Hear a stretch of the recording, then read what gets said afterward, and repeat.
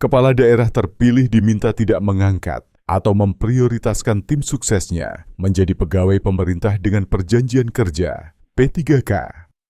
Hal tersebut disampaikan Wakil Ketua Komisi 2 DPR RI Dede Yusuf. Dia meminta agar Kementerian Dalam Negeri, Kemendagri, melarang kepala daerah terpilih, baik gubernur, bupati, wali kota, mengangkat tim sukses, tim ses, menjadi pegawai honorer atau P3K.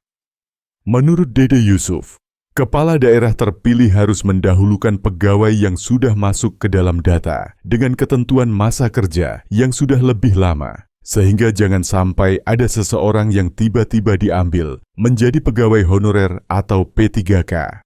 Sebagaimana diketahui pilkada langsung baru saja terjadi dan juga dipahami. Kadang-kadang, siapapun calon terpilih atau gubernur terpilih biasanya suka memasukkan tim sukses untuk menjadi honorer atau P3K, ujar Dede di Kompleks Parlemen, Jakarta, Senin 30/12.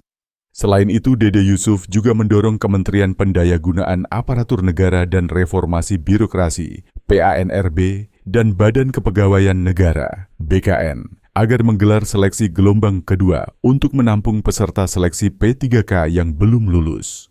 Pasalnya, dia menyebut masih terdapat permasalahan terkait seleksi, karena yang lulus hanya 1,47 juta orang, sedangkan peserta seleksi P3K mencapai 1,7 orang. Menurut dia, hal itu menjadi penting untuk mencegah potensi adanya tim ses yang tiba-tiba menjadi pegawai pemerintah. Dede menilai masih banyak honorer atau P3K yang kebingungan soal formasi penempatannya. Karena banyak yang mengira bahwa formasi tersebut harus linier dengan bidang keahlian berdasarkan pendidikannya.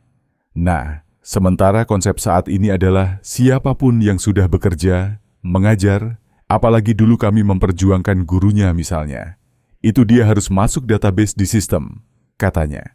Dia lantas mendorong agar seleksi gelombang kedua itu dilaksanakan pada Maret atau April 2025. Menurut dia, seleksi gelombang kedua P3K bisa menjadi perpanjangan dari proses yang sudah selesai pada Desember 2024. Sementara itu, Menpan RB Rini ungkap tantangan seleksi PPPK 2024, honorer jangan kaget.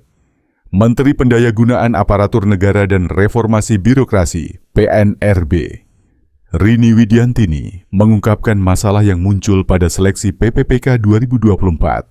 Menpan RB Rini menegaskan bahwa salah satu prioritas utama pemerintah saat ini adalah menyelesaikan masalah tenaga non-ASN atau honorer yang terdaftar di Pangkalan Data, Database, Badan Kepegawaian Negara, BKN.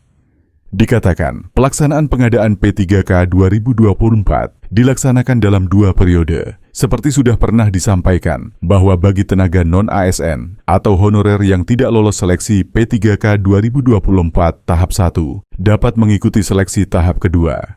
Pendaftaran ini untuk memberikan kesempatan seluas-luasnya bagi tenaga non-ASN, khususnya yang terdaftar dalam database BKN, agar dapat mengikuti seleksi baik pada periode pertama maupun kedua.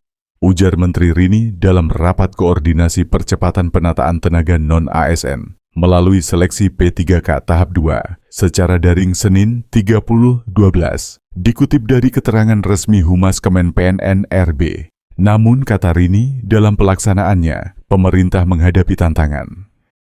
Salah satunya, ketidaksesuaian usulan formasi P3K 2024 dengan data honorer di database BKN. Selain itu, belum optimalnya penyerapan tenaga non-ASN pada pendaftaran periode pertama.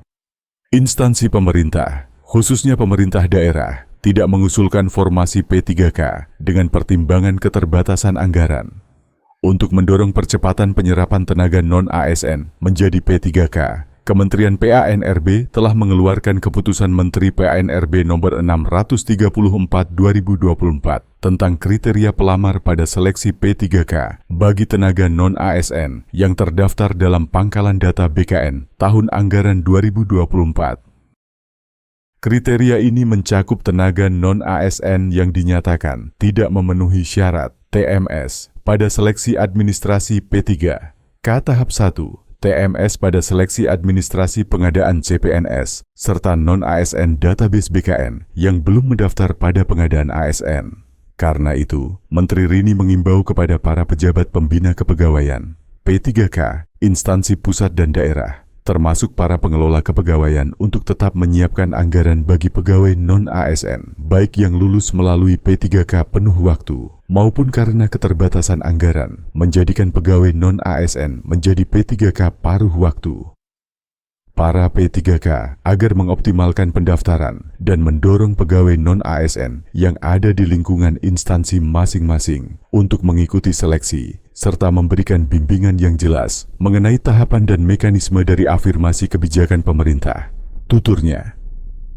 Menpan RB Rini juga menegaskan apabila dalam pelaksanaannya masih ada yang tertinggal karena P3K, instansi tidak mengindahkan kebijakan tersebut, maka akan berdampak pada terhambatnya pengalihan status pegawai non-ASN atau honorer menjadi P3K, baik penuh waktu maupun paruh waktu.